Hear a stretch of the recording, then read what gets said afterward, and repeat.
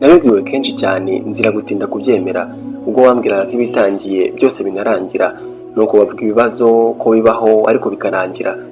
Ntibavuze ko umwaka urangira ariko njye ndabyemera, kubera ko uyu nawubonye utangira none ukaba uri kurangira. Mwaka nsize, mwaka nsize, usize nakwanze rwose sinkubeshye ntacyo twapfaga, nubwo wabonaga ngenda niruka reka si wowe nasigaga. Nagira ngo iminsi yawe nishira nzasigare njye twifuzaga, bya bintu byose nizeraga ko nzabigeraho nk'uko wabimbwiraga. Wagumanye nanjye ku manywa kandi niho nansigaga iyo bwiraga. Mwaka nsize, mwaka nsize, reka ngushimire kuko nanjye hari ubwo wanshimishije. Nibyo koko naravunitse ngira ngo ndonke ibyo nifuje, ariko umusaruro w'izo mvune niwo wanshimishije. Sinzi neza niba nabikora neza nk'uko wakabyifuje, gusa uko ugiye uku nguku iri shimwe ryambare wikwije. Mwaka nsize, mwaka nsize, nubwo turimo dutandukana hari ibyanjye watwaye ubu ntagifite. Hari ubwo wambabaje nibona inyambura na duke nari mfite, hari n'ubwo utagize impuhwe nibona inyambura abeza nari mfite, hari n'ubwo nashoye byinshi ariko birangira nta nyungu mfite. Gusa muri ibyo byose ndakubabariye, ugende nta kiba ufite. Mwaka nsize, mwaka nsize, nubwo ariko ngushinja ibyo ngibyo nanjye siko hose nari nkwiriye. Dore hari ubwo wampaye ibyiza ariko njye birangira ntagushimiye, hari n'ubwo wampaye abeza ariko njye bagenda ntabituye. Kenshi wampaye ibinkwiriye ariko njye nkagaya ko bidakwiriye, aho nanjye ntakubaniye neza unyemerere rwose ugende dukeye. Reka ariko mbere y'uko ugenda nkubwire nawe bishya. Numvise intero ngo umwaka mushya, umwaka mushya. Nagerageje kubaza ibyo ari byo ngo nanjye njyane n'ibishya, barambwira ngo n'ejo, kandi tugomba kuba turi bashya. Reka rero nkubwire urabeho maze ndekure njye kwitegura ibishya. Ni koko byavuzwe ukuri ngo ibihe bisimburana iteka.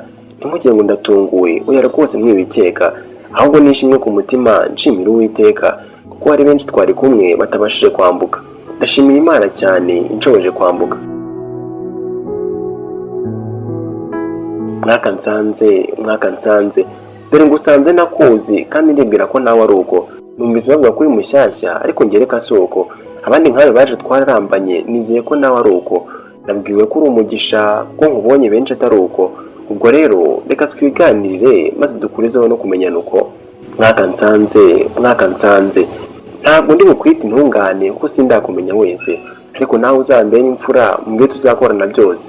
Nzihatira gukora cyane iminsi yawe nyikoreshe neza rwose. Nzajya mbyukana intego buri munsi kandi nihatire kuyesa yose, ariko nawe ntuzantenguhe ngo inyungu ndonze nzayibure yose.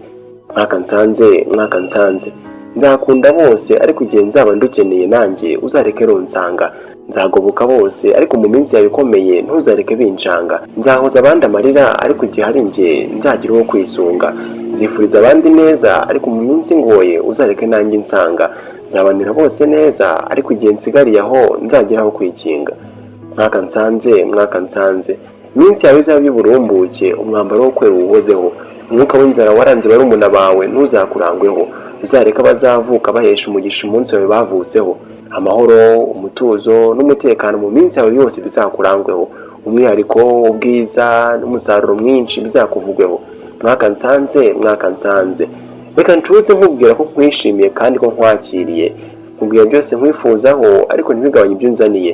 Ntugire ngo nuzuye kwifuza ngo ngaye ko uje uteye. Nzakwakira uko uri nshimira Imana ikumpaye.